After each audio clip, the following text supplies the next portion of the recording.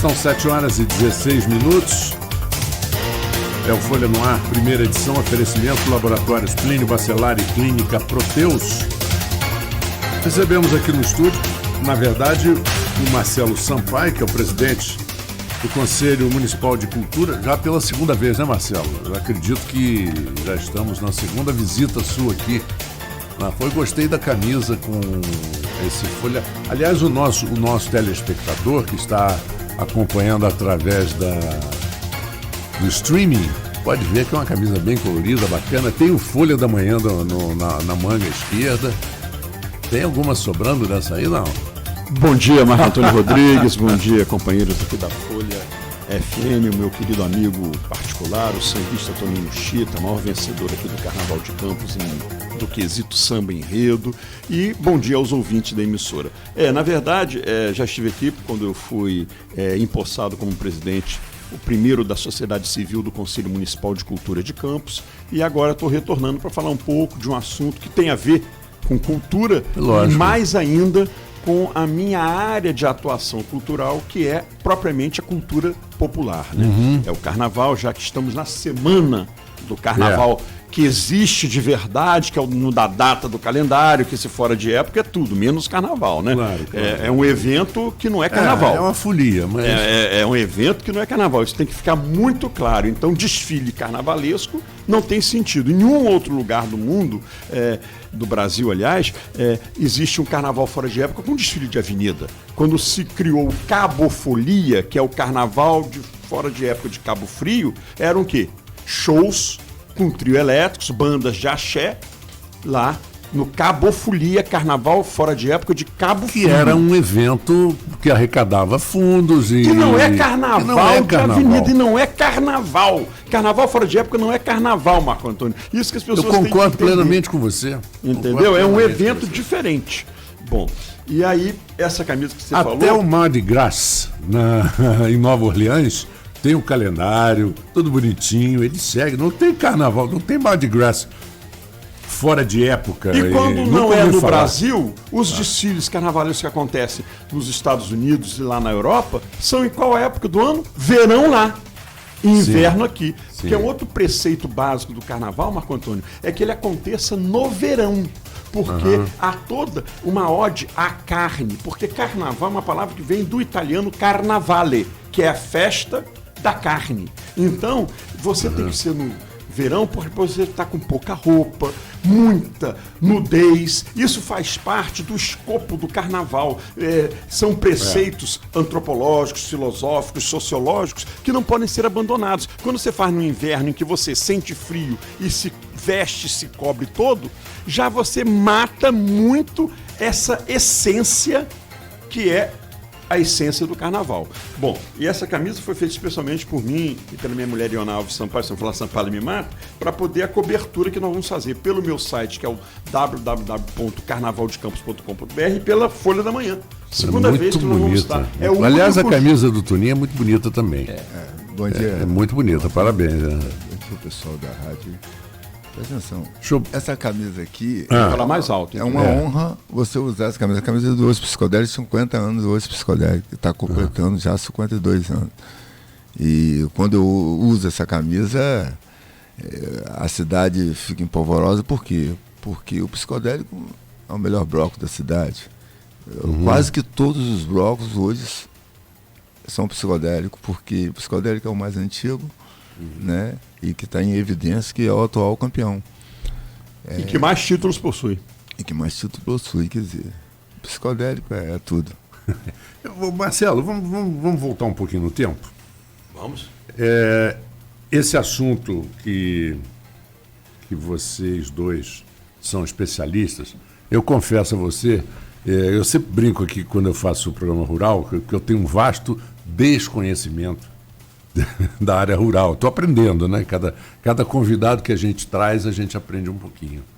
Mas eu não tenho assim, um conhecimento de carnaval profundo, como a gente viu já através do tempo, grandes figuras, por exemplo, como o Fernando Pamplona, como o Leci Brandão, que davam suas opiniões durante o carnaval, durante os desfiles, com conhecimento de causa. Não é meu caso, mas eu estou diante de dois que conhecem tudo. Então, eu queria voltar um pouquinho no tempo. Quando eu era menino, e tem muito tempo isso, sempre passando carnaval aqui em Campos. Eu me lembro da animação que era. O centro da cidade ficava fervendo, né? Eu me lembro que meu primo primo de Aloysio também, tinha uma loja de discos ali na esquina. Dionísio, né? Tinha a Caiana Discos. E ali ficávamos, vendo os blocos passarem, alegria, grandes figuras do carnaval campista, como Jolivete, que desfilava com os cabelos coloridos, e outros, né? João Cabral de Melo Neto, que era um carnavalesco talentosíssimo, né? De muito talento criativo e tal, e muita gente, né? Então o Carnaval de Campos era realmente uma coisa, era um caldeirão que fervia. Os clubes ficavam lotados, Automóvel Clube Saldanha, Rio Branco também, não?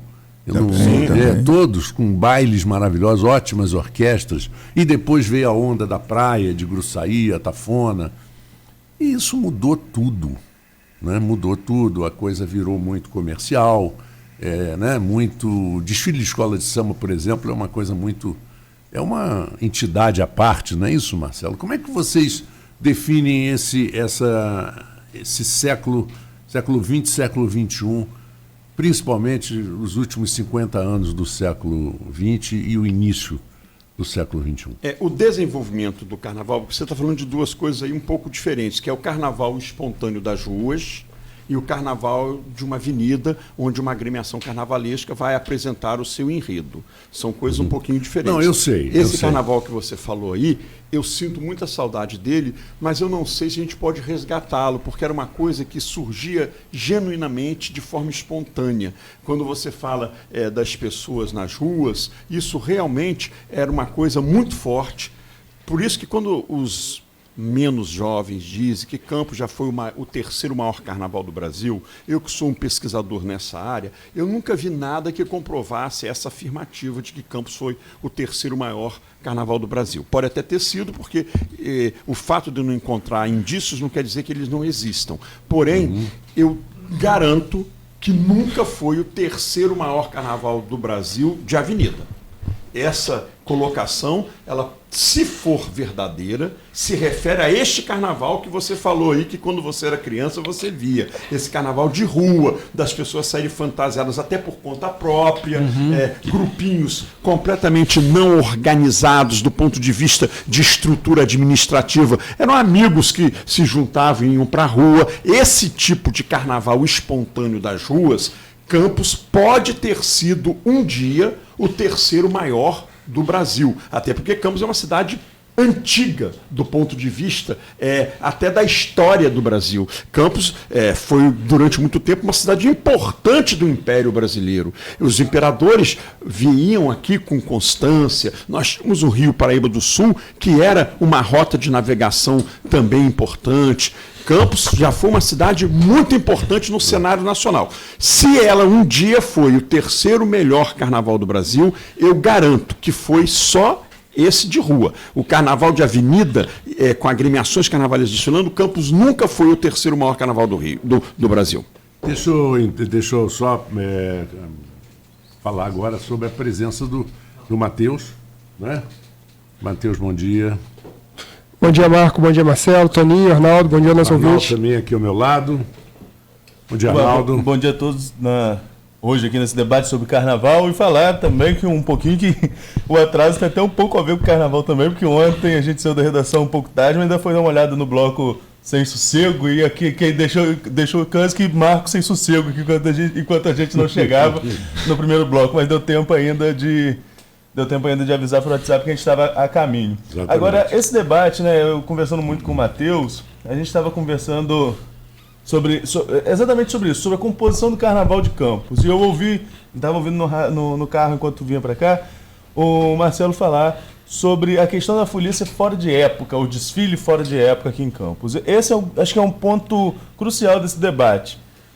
A gente até tentou trazer o Marciano, Marciano da Hora. Marciano da Hora. Presidente da Boipica, Associação dos Bois Pintadinhos de Campos, que administra tanto escolas, blocos quanto bois pintadinhos. A gente tentou trazê-lo aqui, mas ele teve um compromisso no Rio hoje e não pôde estar presente. Marcelo, Toninho, Matheus, como que vocês veem o fato do Carnaval de Campos manter os desfiles em maio, ou tentar manter para maio os desfiles? É carnaval fazer isso em maio? Deixa o Toninho, que eu já falei muito, deixa o Toninho falar agora. De certo modo, a gente sabe que não é carnaval, não é. O desfile da Escola de Samba de Campos também tem um emblema, né? Pode-se dizer que ficou conhecido também. Agora, nós tivemos aqui o Jorge da Paz Almeida, que era muito conhecido tanto aqui como no Rio de Janeiro, São Paulo. Ele era praticamente, pode-se dizer, o papa do Carnaval de Campos, né?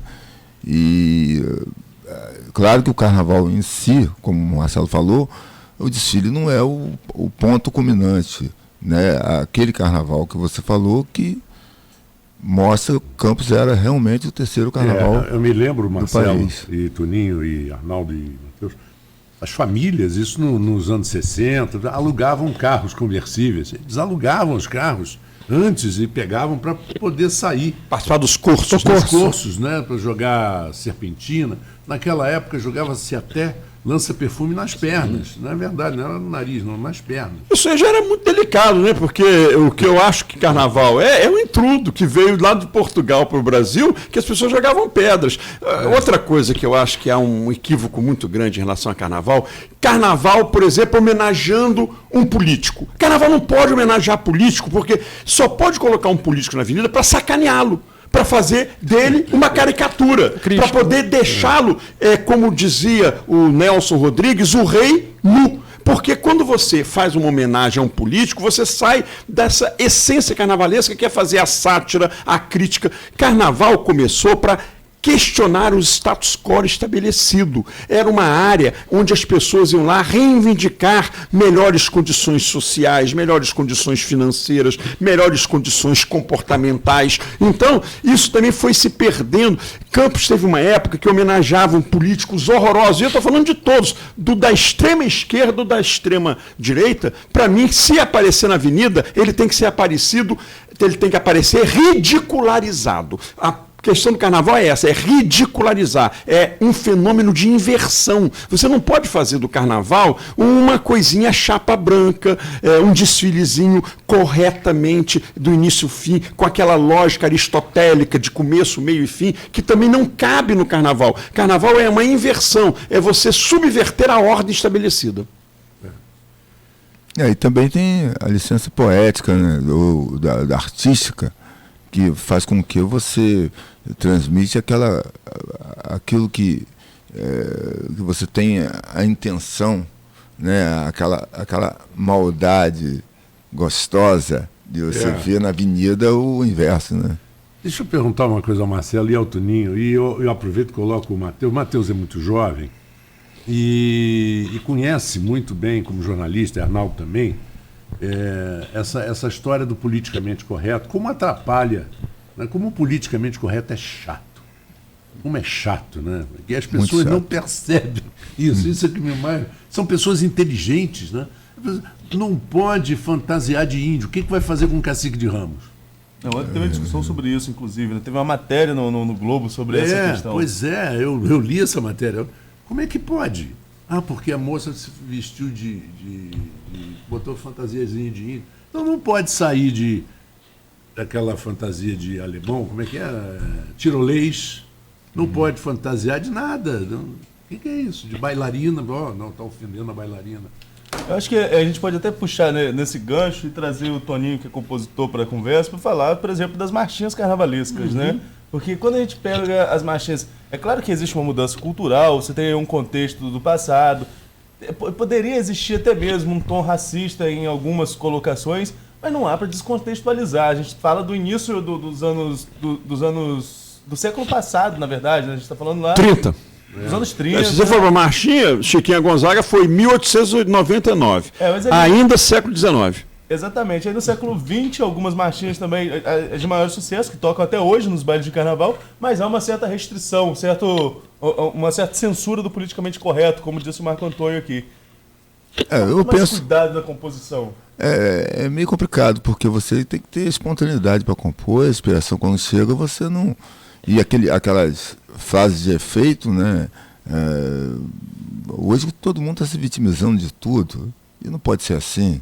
Entendeu? Eu sou contra se vitimizar o tempo todo e a gente não poder nem se inspirar em fazer uma composição satírica, como o Marcelo fala, que tem que ser o carnaval.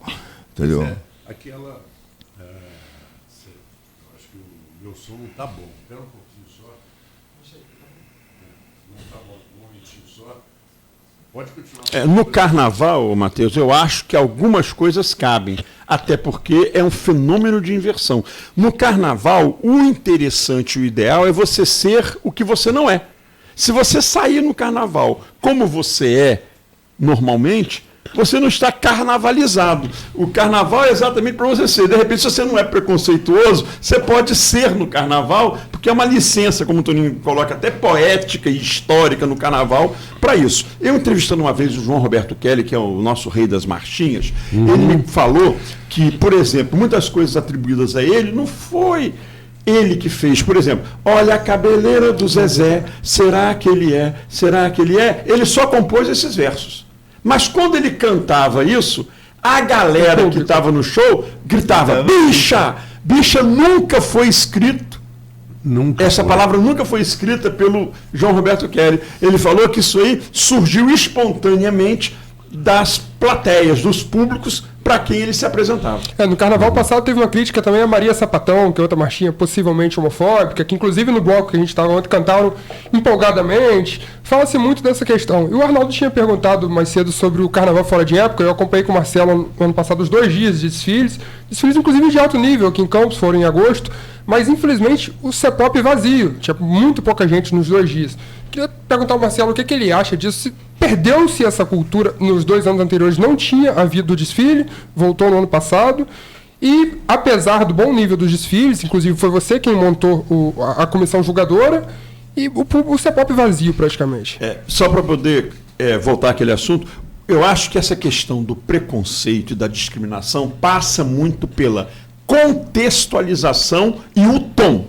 Por exemplo, eu tenho um rapaz que trabalha para mim lá em casa, fazendo alguns serviços, que eu chamo ele de negão. Fala, negão, mas em momento nenhum esse meu negão é uma ofensa racial a ele. Há uma relação, primeiro, afetiva minha com ele, uma intimidade que existe entre nós dois. E depois que o tom com que eu falo negão, fica claro que eu não estou ofendendo. É completamente diferente de sai daqui, seu negão.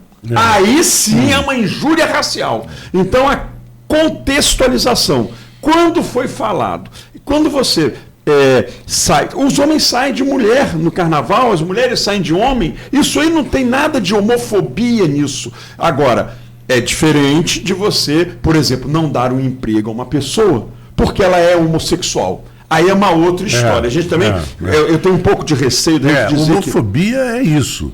Homofobia não é você fazer uma piadinha boba. Homofobia é você prejudicar alguém. É você perseguir. Ou discriminar. Ou discriminar. Tem que ter um limite, né, Marcelo? O que o Marcelo está colocando e é bem importante. O contexto e o tom. Exato. Contexto e o tom. Inclusive, na Maria Sapatão, ele falou: o sapatão está na moda, o mundo aplaudiu. Quer dizer, não tem uma ofensa. Não é uma ofensa. É isso. Quando o João Roberto Kelly compôs, também ele não compôs com o intuito de ofender. Então, eu acho que o contexto e o tom. Tom também, eu avalio muito, não sei porque eu faço também teatro, eu gosto muito de avaliar o tom. No tom, eu pego toda a intenção da pessoa que falou, porque o tom diz muito quando você fala. É como aquela história do marido, né, que é casado, um marido de branco, que é casado com uma mulata ou uma negra, e que chama a mulher com todo amor de minha negra. Sim. Minha negrinha, vem cá, meu. Por exemplo, eu tenho um sobrinho, filho do meu irmão mais velho, que é o Sérgio Sampaio, Sérgio Augusto, que foi casado com a Maria Tereza Muniz, que é sobrinha da Conceição Muniz. E ele tem até 3 filhos. Aliás, um beijo para Conceição Muniz. Ele tem 3 filhos com ela. Senhora, eles, casados, pessoa maravilhosa. Eram íntimos demais, e um dia parece que Tereza acordou meio irritada, falou: olha só, Sérgio Augusto, Hoje você não fala comigo não, que eu tô com a macaca. Aí o Sérgio Augusto, meu sobrinho, peraí, vamos só organizar as coisas. Posso até não falar com você, mas quem tá com a macaca sou eu. Porque ela é negra e ele branco. Então, é claro, é óbvio que ele não foi racista ali. É óbvio que ele não foi racista ali. Por isso que eu tenho que ter o contexto. Bom, o próprio Lamartine Babo sofreu muito, não é agora, né? Sofreu não, porque na época ele não sofria, não. Ele fazia suas críticas musicais, O Teu Cabelo Não Nega, Mulata, Lourinha, ele falou da Morena. Não tenho dúvida. Monteiro Lobato também. Lobato. E Monteiro Lobato, uma coisa tem que ser dita aqui. Monteiro Lobato viveu numa sociedade que era discriminatória. Eu sou muito mais a favor de Monteiro Lobato colocar a Sinhá. Como é que era o nome dela? Não é Tia Benta. Dona Benta como uma branca e a Anastácia como uma negra, porque era assim que se configurava a sociedade naquela época. Se até hoje é mais ou menos assim, quanto mais naquela época. A branca era a patroa e a negra era a empregada. Do que eu sou muito mais a favor dessa retratação real do que era a sociedade, do que, por exemplo, o enredo da Escola de Samba Unidos de Vila Isabel, ano passado na Sapucaí, que foi falar do império, dos bailes imperiais, e colocou lá negros dançando com brancas, coisa que nunca existiu em baile imperial. No Império Brasileiro, o negro era na senzala e o branco na Casa Grande. Aí o carnavalesco, com um equívoco histórico, coloca um baile de carnaval na época imperial com negros dançando junto com brancos. Isso é que não existia. Para mim, isso é um desserviço e não uma mentira, né? É uma mentira. Tem conscientização. Mentira. Não só mentira, é um desserviço, porque passa a ideia para os menos esclarecidos de que a coisa era assim, de que havia esta harmonia racial durante o Império Brasileiro, harmonia essa que não existe nem hoje, já em plena república aqui no país. No próprio carnaval, os negros se vestiam com aquelas perucas brancas, né, para poder desfilar. Dos lotes, para poder desfilar. O Messala Porta-Bandeira, antes, em vez de botar a pluma, né, botava aquelas perucas da senhazinha. De cabelos louros. Do senhorzinho. É verdade. Dos lotes. Agora, você falou, Toninho, sobre... Mas eu acabei só te interrompendo, não respondendo a pergunta do Matheus sobre a questão dos desfiles fora de época que não deram É verdade. Porque eu fiz uma regressãozinha, né? Uma digressão, aliás. Então, eu acho o seguinte, Matheus, a partir de 2009, quando a prefeita Rosinha Garotinho instituiu este famigerado carnaval fora de época, eu falei e tive até na ocasião uma discussão em frente à minha casa com o Toninho Chida, que está aqui do meu lado, em que ele falou, olha, vamos ver o primeiro, como é que vai ser. Não tinha nem acontecido o primeiro. E eu falei assim, Toninho, começou a acabar o Carnaval de Campos. Porque com isso vai vir um monte de coisa de fora, os artistas locais vão perder espaço, nós vamos ter menos comunidade. E carnaval é que nem... Comunidade em carnaval é que nem povo em futebol. Sim. Se você tirar o povo do futebol, é outra coisa que futebol não é. Tanto é que quando um time é penalizado e não pode botar torcida onde vai se apresentar, eu acho que é altamente, vamos dizer, estimulante ao suicídio um estádio em que não tem pessoas assistindo. Você ouve o barulho da bota, pá! E os gritos das pessoas. Fica muito deprimente para mim um futebol sem torcida, assim como um carnaval sem comunidade. E foi isso que aconteceu. Aí fala, deu público. Deu público poucas vezes quando vinham as escolas de samba do Rio de Janeiro com suas comissões de frente, suas baterias, seus casais de mestre sala e porta-bandeira, para poder desfilar abrindo os desfiles. Tanto é que eu estive em todos. Eu nunca deixei de ir a carnaval, mesmo sendo contra a partir de 2009. Nunca ficou mais ninguém. Passava a escola do Rio com as arquibancadas lotadas, até porque vinha a Unidos da Tijuca, na época do Paulo Barros, em alta, veio Mangueira, veio um monte de escola, União da Ilha do Governador, Acadêmicos do Grande Rio. Depois que passavam essas escolas, a avenida ia ficando vazia, vazia, vazia e terminava sem ninguém. Teve uma época que um boi do canto do Jordão Rocha, o Jordão das Mulatas, foi se apresentar. Milton Cunha, que estava lá como mestre de cerimônia, que veio em todos esses anos do Carnaval Fora de Época, exceto o do ano passado, ele falou assim, Jordão, no microfone, Jordão, entre com seu boi do canto, porque a comunidade do Parque Nova Brasília merece estar aqui na avenida. Não tem problema ter mais gente no seu boi do que nas arquibancadas. Tinha mais gente no boi que ia desfilar do que na arquibancada para assistir. É complicado. Essa discussão minha e Marcelo pegou foice, pegou puxada. Gostei da foice, aí lembrou a União Soviética. Fomos para um outro programa de televisão que ele fazia e estendeu de tal maneira que o Cavalcante ficou... Sérgio Cavalcante, falecido Sérgio Cavalcante. Ficou perplexo na hora. A briga foi séria. Chegou no portão lá da minha casa, discutindo ainda Carnaval Fora de Época. Olha só, o tema como é que é discutível, né? Nós discutimos seriamente, porque eu quis dar uma chance para o primeiro, para o piloto. E até hoje não deu certo o Carnaval Fora de Época. As agremiações, realmente eu me rendi a isso, porque as agremiações perderam as comunidades. A costureira não está costurando. A filha da costureira não vai desfilar, nem vai lá ver a mãe desfilar na aula de baiana. Entendeu? Então aí começa uma... Você acha que mudaram as prioridades? Você acha, Marcelo, do dia a dia, do trabalho, do esforço, do cansaço das famílias? Não, isso também, mas nós somos uma cidade com mais de 500 mil habitantes. O pessoal fala assim, Marcelo, será que as praias, Farol de São Tomé, que é campista, Atafone e Gruçaí, que são sanjoanenses, Santa Clara, Gargaú, Guaxindiba, que são franciscanas, elas não atrapalham os desfiles de avenida, não? Eu falei, não. Quem quer assistir trio elétrico, na época que tinha trio elétrico, vai para a praia. E quem está na praia até, eu cansei de ver pessoas, na época da 15 de novembro, que o carnaval era na data do calendário, vir da praia à noite assistir ou desfilar em agremiações carnavalescas de Campos. O que eu tenho, sabe qual é a minha maior saudade? Eu falo para algumas pessoas, elas acham isso um horror. A minha maior saudade do Carnaval de Campos é quando começava a montar aquela arquibancada metálica ali na 15 de novembro, e começava a montagem do primeiro degrau, já tinha gente botando lá um cobertor e fazendo uma espécie de casa provisória para guardar a escola desfilar. Eu via gente de Custodópolis, do Santa Rosa, esperando a União da Esperança ir para a avenida. Isso para mim é carnaval. Quando eu falo para algumas pessoas meio...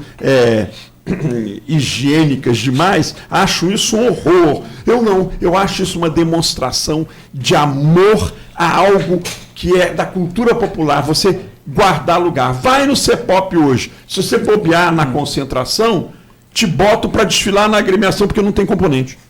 Aqui eu vou aproveitar o gancho desse assunto para trazer a pergunta do Alexandre Buchaú no grupo do Folha no Ar no WhatsApp, em que ele faz o seguinte questionamento: a intervenção dos governos mais ajudou ou atrapalhou o desenvolvimento da cultura popular local? Intervenção de governo geralmente atrapalha, né? Eu costumo dizer que quanto menos intervenção, principalmente uma coisa tão popular, porém, eu acho que se pode ter intervenção pode ter apoio do governo. Intervenção, essa palavra, realmente eu sou contra. É horrível. Mas você ter apoio do governo, pode-se ter apoio sim, sem você se render a ele. Nós estamos cansados. Uma craque nisso é a carnavalesca Rosa Magalhães. A Rosa Magalhães, um dia conseguiu um patrocínio lá pela Imperatriz Leopoldinense, quando ela estava lá na escola de Ramos, para falar, e conseguiu um patrocínio no governo do Ceará, que era até o Ciro Gomes, o governador na época. Qual foi o enredo que ela levou para a avenida? Mais vale um jegue que me carregue do que um camelo que me derrube. Um ano meio controverso desse carnaval de 95, porque eu acho que Gosto que me rosco da Portela poderia ter levado. Mas eu quero, não, tudo bem, não estou falando da questão do resultado, estou falando da ideia da Rosa. É claro que Rosa não ia falar do governo do Ceará, gente. Rosa não é essa carnavalesca de ficar falando... Chapa branca. O que a gente chama de enredo CEP. Né? Enredo contando historicamente, naquela lógica... Campo já teve um, né? Com a Rosa Magalhães mesmo. Na própria Imperatriz. Na própria Imperatriz. Quando falou Ela fala do modernismo, né? E que ela vai falar da antropofagia cultural da Semana de Arte Moderna de 1922. Só usa Campos porque ela pega a ideia de que o Goitacá, o nosso índio aqui, que nos deu origem, ele foi antropofágico e ele é canibal, comeu o tal bispo sardinha. Tanto é que a cabeça do samba enredo é assim: Campos, terra dos índios goitacazes, são velozes, são vorazes, povo de terra de antropofagia. Tá, pegou R$1.800.000 da Prefeitura Municipal de Campos e o pessoal que governava a cidade na época foi todo mundo lá para Sapucaí achando que ia ter lá a Praça São Salvador, os nossos pontos turísticos. Rosa Magalhães não é uma carnavalesca que faz isso. Então pode ter dinheiro público, desde que bem desenvolvido na avenida. Não pode ter a intervenção. Ela também inverte, porque ela fala velozes e vorazes, mas na verdade os índios eram ismos nadadores. Quer dizer, exatamente. Ela faz E eram altos, né? Grandes, né? Entendeu? Mas ela não ia falar de Campos. Ela ficou uns anos sem falar comigo, a Rosa, porque eu falei para ela aqui no Automóvel Clube: olha, Rosa, eu acho seu enredo ótimo, só que acho que não tinha que ter um centavo da Prefeitura Municipal de Campos, porque você não vai falar de Campos, você vai falar da antropofagia. Procura os herdeiros de Mário de Andrade, outros de Andrade. Eu até brinquei com ela, ela não gostou muito não, ela saiu daqui meio chateada comigo. Mas o enredo dela é muito melhor, só é que com R$1.800.000 da onde? Da Prefeitura Municipal de Campos, aí não tem sentido. Realmente não faz sentido, porque você quer ver Campos. Seria um horror ver Campos, né? Seria um horror. Seria um horror ver na verdade, Campos. ia politizar, ia acabar politizando e colocar em um contexto, por exemplo, você não ia ver carnaval, você vê a realidade. Só que o carnaval tem que ter aquela forma, aquela política de inversão. E todo desfile tem que ter, entendeu? A homenagem é horrível, na verdade. Eu vou pedir a vocês, ao Matheus, a vocês e ao Arnaldo, um minutinho para o intervalo, né? E só lembrar que você, quando citou que a música, a composição, às vezes é exatamente o oposto, um dos maiores exemplos de carnaval foi o Assis Valente, que era um dentista, uma pessoa com uma vida privada muito fechada, né? E, no entanto, fez vestir uma camisa de estrada e sair por aí, né? Em vez de tomar chá com torrada, ele tomou Paraty e por aí fora. E tentou suicidar. Duas vezes, conseguiu na terceira, pelo amor não correspondido pela Carmen Miranda. Pois é. Então nós vamos a um pequeno intervalo e voltamos já com o nosso Folha no Ar, primeira edição de hoje. A gente faz planos